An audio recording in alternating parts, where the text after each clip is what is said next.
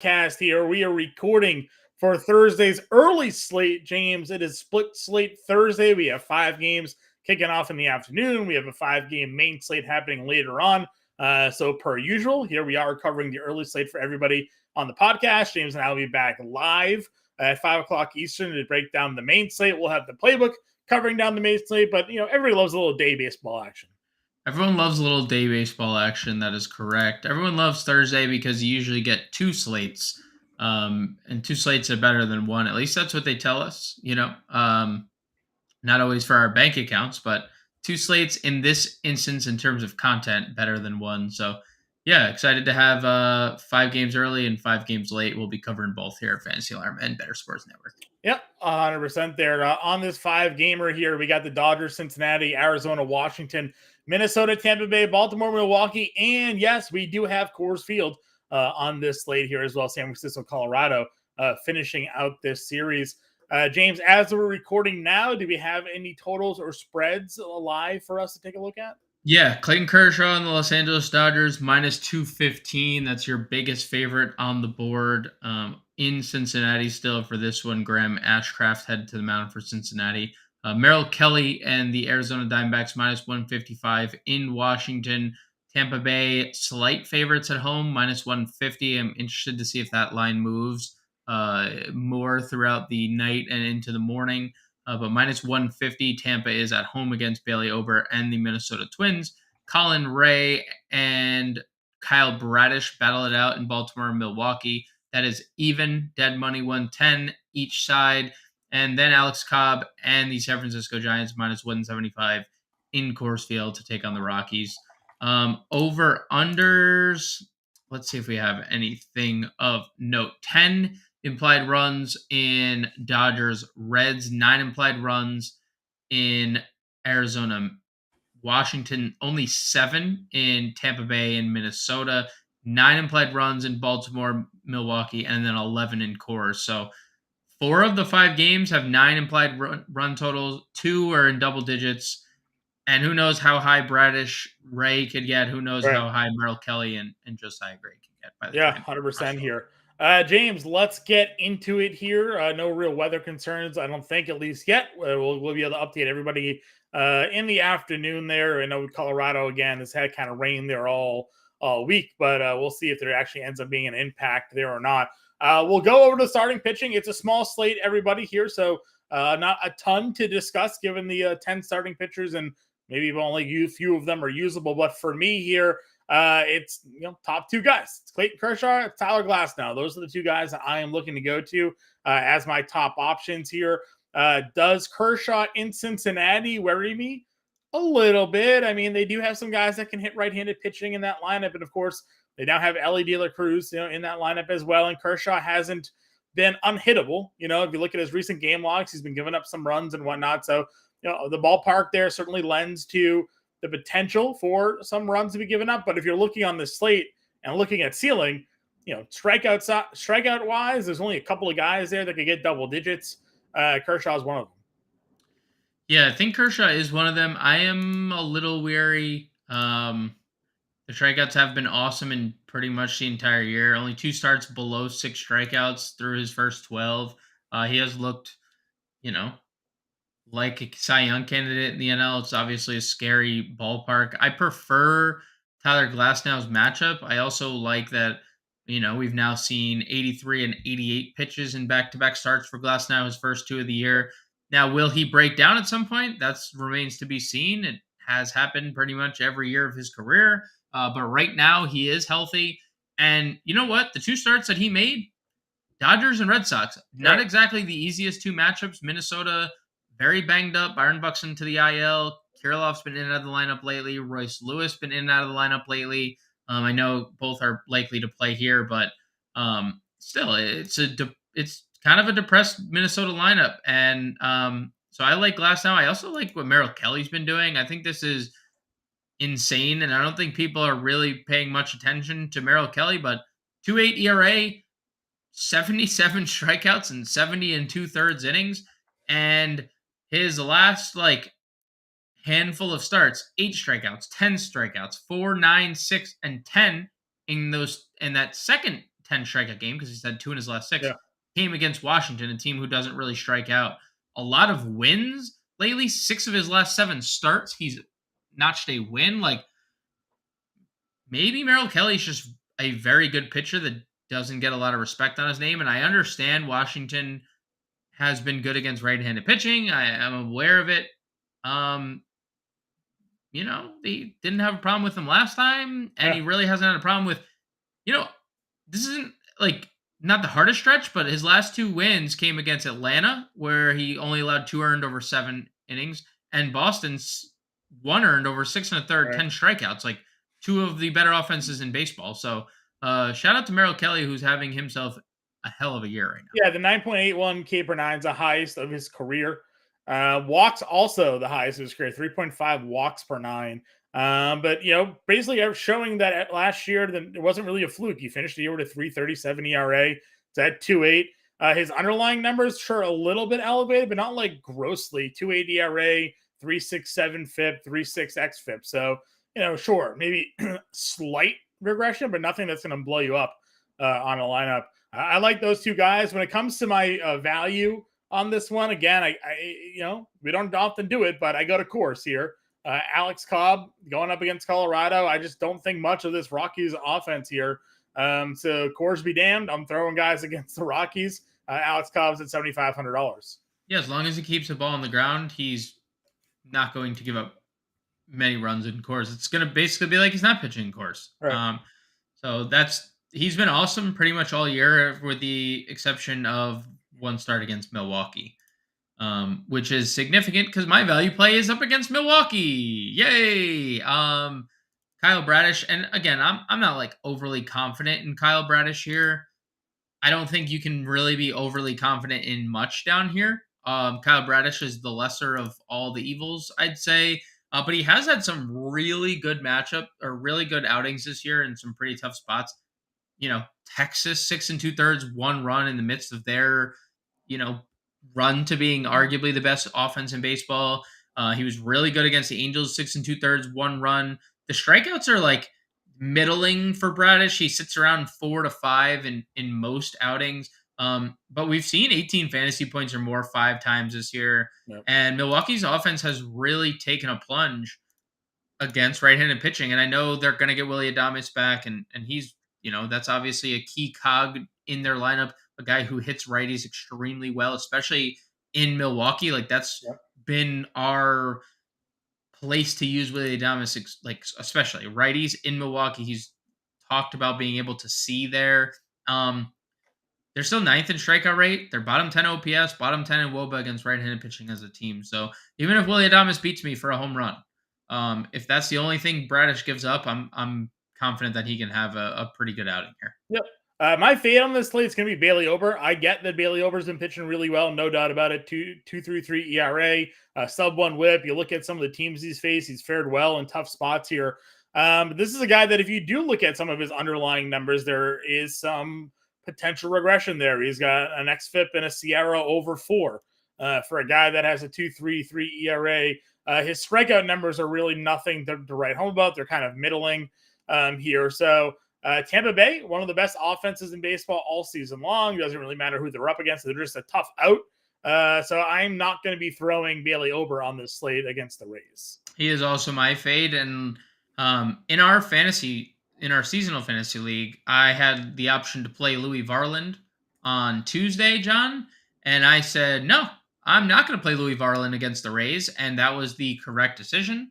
And I just feel like this could be another situation, daily or seasonal. Like, you don't need to play these guys against the Rays. Like, the Rays are an annoying offense, drive up pitch counts, and now they're hitting for power. And now they're hitting for power. And if Ober gets into any issues, he's thrown less than 80 pitches in 2 of his last 3 starts. This could be a very short outing for him. Yeah. On the season against right-handed pitching, Tampa Bay is number 1 in the league in WOBA. They are number 2 in ISO. That's really all you need to know there. Now do lefties. They're also number 1 in all the categories. Right. It doesn't matter. Lefty or they just mash. Right. So, they're just a tough team to go up against. So I'm out on Bailey Ober here today. We're going to break down the infield position now here, James. So talk to me when we're coming about our top infielders for our lineups tonight. Where are we going? So I'm going to head to Coors. We've talked about this a lot, that Thairo Shada has been specifically good against right-handed pitching. Now he's been good against everybody. But he gets matched up against Chase Anderson, who will regress one day, right? Like one day. One would assume him and Kyle Freeland One can't day. be pitching well, every time they're out there in Dude, courts. he is not missing bats. He is like, the home runs are starting to creep in for Chase Anderson. We saw 2 in his last start, 1 in the start prior. He hadn't allowed a home run in his first 4 outings Got of a the year. 96.5% strand rate. Like that It's impossible. can't exist. Impossible. And Thairo Shada is going to be scoring a lot of runs here. I think he is one of the best, if not one of the best, like the best spend up on the day, because he has power. Now, it's not like 30 home run power, but he can hit 20 home runs in a year. He has 21 extra base hits on the year, 13 stolen bases while hitting 300. And he hits righties extremely well. So Thairo Estrada is my top option. I'm sticking right in this same spot because, again, the regression is coming for Chase Anderson in a big way. I don't care that he keeps skating by. Again, 2 home runs in his last game. Both were solo shots, which, is unfortunate because you mentioned the 96% strand rate. Well, JD Davis is going to deposit one here. He has been excellent against right-handed pitching. 7 home runs, 27 ribbies, 288 average, 377 WOBA against right-handed pitching for JD Davis. I know we don't typically think of him as a guy who is $4,900, but over his last 10, 351, 1,000 OPS, and now he gets Coors. I love JD Davis and I love Thairo Estrada. And my third top infielder, I'm actually going to go to the catcher position. I know that's kind of a different approach, but Adley Rutschman gets Colin Ray. We know Rutschman has been significantly better from the left side in terms of power throughout the beginning stages of his career. And Colin Ray, the regression has started to hit him. Lefties are killing this guy. 860 OPS allowed, 370 WOBA, and Rutschman 278 average. 7 of his 8 home runs have come against righties. 367 WOBA for Rutschman. So Rutschman's my third spend up. The 2 guys in San Francisco and Rutschman are my top plays in the field. Yeah, definitely like San Fran. Again, anytime you get a team in Coors, right, you're going to be kind of going in that direction. For me, I'm just kind of lumping it together. I'll cheat a little bit. I'm just going the Dodgers infield here against Will Smith at catcher, Freddie Freeman at first base, Max Muncy third base, Mookie Betts at second base eligibility. I'm playing all of them right there. Yep. Graham Ashcraft has been terrible. Righties on the year, a 522 slug with a 394 weighted on base. Lefties don't fare nearly as well, but again, Freddie Freeman, Max Muncy in Cincinnati, I'll take my chances there. You still got a 414 slug there against them. He's still allowed 3 home runs already on the year against left-handed hitters. So the righties are doing the damage. So Mookie at second, Will Smith at catcher are the core Dodgers infielders there for me today when it comes to top plays. And then I was with you. Estrada for sure at second base as well. If you're not using Mookie there, just in a lock and load play for today. For me, when it comes to value, of course, we go back down to Ali De La Awesome, who today for this slate also now has third base eligibility. How about that? Amazing. Yep. Third in shortstop eligibility here. Now he's going up against Clayton Kershaw. Maybe that keeps some rostership down on him, but the kid is electric. So, and as I mentioned, Kershaw hasn't been unhittable, right? He's not the Cy Young sub-2 Kershaw that we saw in his prime days, So I'll give Elliott an opportunity here for some value. I think Gunnar Henderson, if he's in the lineup, has some appeal to me as well. Going up against Colin Ray, he's been hitting the ball pretty well lately. I know he's missed some time, but if he's back, I do like that from Gunnar Henderson. And then my final value play is Jeimer Candelario, also at third base here. A guy that is actually hitting better against righties and lefties on the season. We talk about how I like Washington against righties on the year. This team over the last couple of weeks starting to hit them really well and hit them for power. And if you can give me Candelario at a pretty good price tag against Merrill Kelly, who no one's really going to be looking to hit against Merrill Kelly. But on a smaller slate, 5 games, if you kind of take a stance on a team and maybe go in a different direction, because I think people are going to be looking at Merrill Kelly as an option on this slate because it's Washington. Right? Exactly. going up against him could be a way to put you ahead in these tournaments. Yeah, I think there's a case to be made on both sides. Like Kelly's been obviously pitching as well as he has his whole career, and Washington's currently at peak form. Like they hit lefty the other night, Tommy Henry. Like they destroyed him. They grand slam in the first inning. After Stone Garrett, you called him out. Congrats, Stone Garrett. Thank you. I'm in lockstep with you, Ellie and Gunnar. I have a couple I had a guy that we could classify here. If you want to add someone, and I'll do it. Sure. I'll just screw it. Ryan O'Hearn. And I mentioned the struggles for Colin Ray against left-handed bats. I don't know what's in Ryan O'Hearn's water these days, and what suddenly clicked for this guy, because I actually liked using Ryan O'Hearn when he was in KC. Oh, he was always cheap and always cheap first baseman bat. Yeah. I mean, he's been pretty good. Over his last 10 games playing every day, 7 extra base hits, 3 of them have left the yard, 1,000 or 1,100 OPS, 344 average, 750 slug.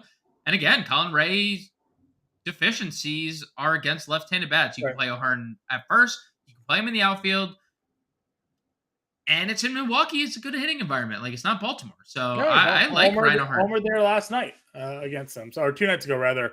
As everybody's watching this here on Thursday, homered on Tuesday in Milwaukee. So yeah, listen, I like that call a lot. Good price tag, spend down, and maybe a spot that not many people look to get to here. Any other values for you? No, let's head on to our fades. All right. Fades for me here. I like Tampa, but I don't know if I'm spending up for Wander on this. It's going to feel odd to play Tampa without Wander, but he's $5,800. And I think that there's some value plays on this slate that at shortstop that we could get to. Ellie obviously stands out there where kind of help you spend around and get the other Rays in your lineup if you want to go in that direction. So I know the stolen base upside's there, but against lefties is the Wander split side that we like. From the left side of the plate, he doesn't really do too much power-wise. So I'm fading Wander Franco here, even though I do like Tampa Bay. Yeah, I don't dislike that call. It's obviously, like you said, it's hard to just play a team with their best player or without their best player, So I'm also fading Bailey Ober. So I don't know, I'm indifferent about the Wander fade, because we're both in agreement that we're fading Ober. I know what you're saying, that there's better pricing, and we're gonna want to obviously pay up for the Dodgers and Coors and stuff, and they're expensive. So I can the merit there is definitely that. I'm not gonna play Rowdy Tellez. He has been horrible. Maybe getting Willy Adames hitting in front of him will soften things a little bit for him. But he's 6 for his last 37. He's striking out a whole bunch. He's hitting for no power whatsoever. I cannot believe he has a triple on his resume this year. That seems impossible. But I guess Kevin Garnett told us anything is possible. Anything is possible, yeah. So I'm going to be fading Rowdy Tellez. And lefties have actually had much worse of a time against Cobb Radish. It's been righties that have had more of the success, which, maybe it does lead you to Willy Adames a little bit more. But I'm not going to take part in any Rowdy Tellez. All right. Let's move on to the outfield position here. Tell me about your top outfielders for the day. I mean, it's just impossible not to just mention Mookie Betts or JD Martinez or both or all of the above. And JD Martinez hits a home run every night against right-handed pitching. If there's right-handed pitcher on the mound, he's going to homer. And it's just, we have to accept that fact at this point. I don't know what else to say. Yeah. And Mookie Betts has arguably been as good. Not in terms of power, but he's been super productive lately. He has had, I'll say, Martinez has been better lately. Mookie Betts has had a higher ceiling because he had back-to-back 2 home run games, where he flashed. He also stole a base in one of those games, 43 fantasy points. Imagine getting that in your lineup. It's on a 5-game slate. On a 5-game slate. Now, I think Dodgers are going to be pretty popular on it, especially on a 5-game slate. Correct. So almost you may be forced into playing some Dodgers here just to get your lineup fill. Any other top outfielders for you? Nothing in terms of price, I think we all can agree that, I'm going to Yeah, steal I your. like Corbin Carroll tonight Yeah. as the other Okay. top price guy here.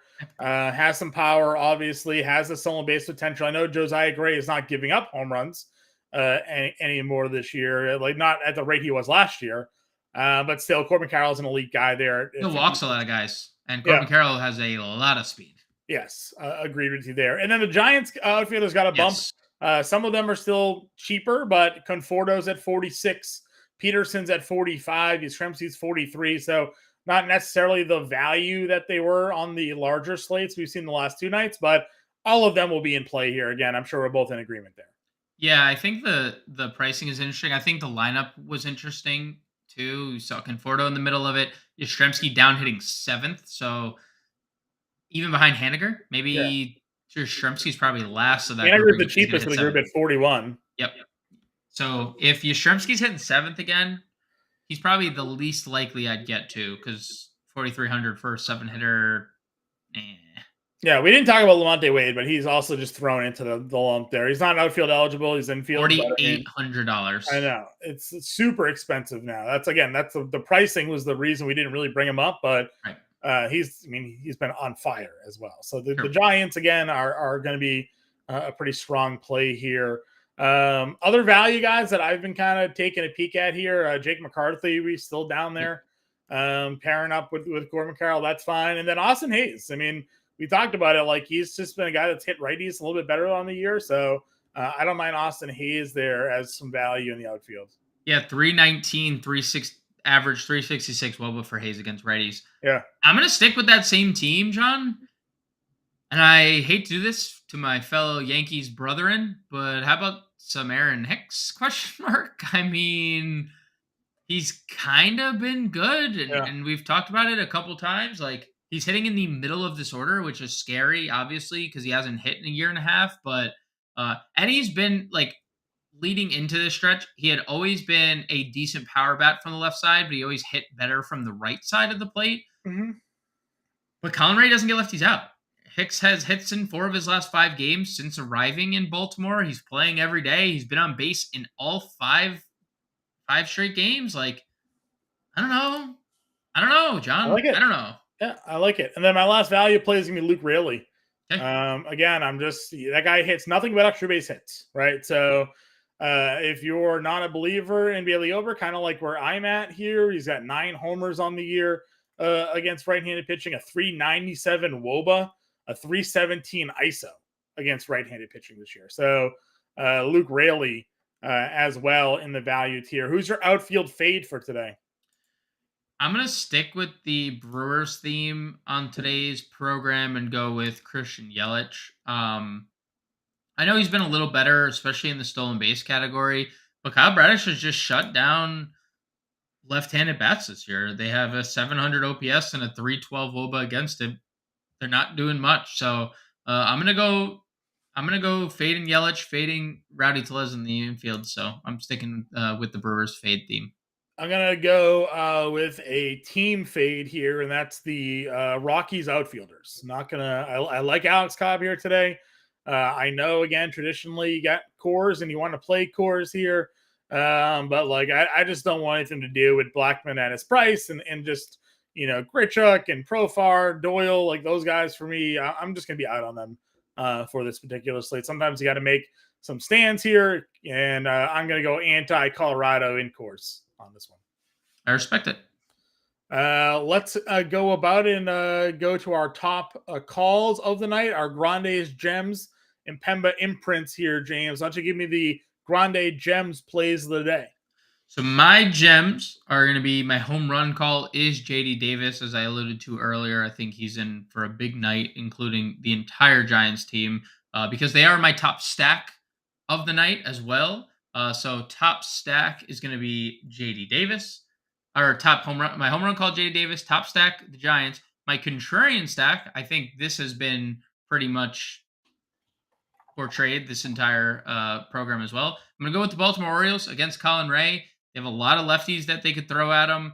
I'll go with the Orioles as my contrarian stack. My star of the night is going to be Thairo Estrada, who, both you and I profiled as one of our top plays at each position. Mm-hmm. or in the infield spot, and really I think on the entire slate. So Thairo Estrada is my star of the night, and my value play of the night is going to be Ryan O'Hearn. I just mentioned. I love the fact that you could play him in the infield or the outfield, first base or outfield eligible. Is an elite combination. So I will go with Ryan O'Hearn as my value play. I like it. For me, my home run call is going to be Mookie Betts. We're going to go there tonight, leading off for the Dodgers. I think Mookie is also going to be the star of the night, just kind of keeping it going, good with that run there. Top stack will be the Dodgers here. I also like the Rays as a contrarian stack.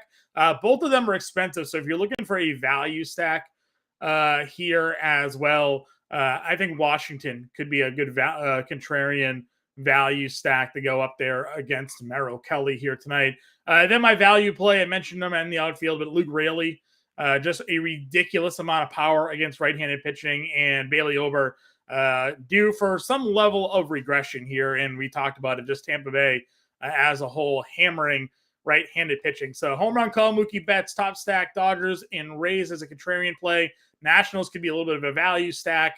And Luke Raley is the value play here for tonight. James, couple minutes left in the show. Let's go build the lineup, sir. Let's get it. And guys, don't forget to like the video and subscribe to our YouTube channel as well. True. Like and subscribe. We appreciate it. Glasnow in the lineup. And sure. what's you want to go Bradish here? I'm down with it. We can go. Let's go Cobb. Cobb, okay. Yeah, I like Bradish is an option, and I like him, but I feel a little better about Alex Cobb. Alrighty. Catcher position here. What is our count? Is it Bailey? Probably. All right. Bailey or Sable, one of the two? Probably one of the two, yeah. Okay, let's go the expensive one. If we need to pivot, we can. First base here. You like O'Hearn. I don't mind going O'Hearn at first. Yeah, we could play him at first in the outfield. So if we have a spend up that we must have, then I'm okay with that. If not, I think O'Hearn's a good value. We both agreed on Estrada here at second. Yep. Third base. Did we want to use Gunnar? Did we want to use Ellie? We could do. I mean, we could split the difference and possibly do both using Ellie at shortstop as a good value, because then we'll probably be able to get Dodgers in the outfield. Sure, I like that. Ellie. All right, $4,800 here. So we want JD for sure. Yep. And we want Mookie Betts. Yep. And JD, and that is $3,500. Let's see here. Was there a $3,500 first? Oh, Raley. Beautiful. Raley. Yep. There it is. Glasnow, Cobb, Sable, O'Hearn, Estrada, Henderson, De La Cruz, Betts, Martinez, and Raley. That's the look at the early slate here for Thursday's 5-gamer. We'll be back live at 5 o'clock Eastern for the main slate. If you have any questions, get us in Discord.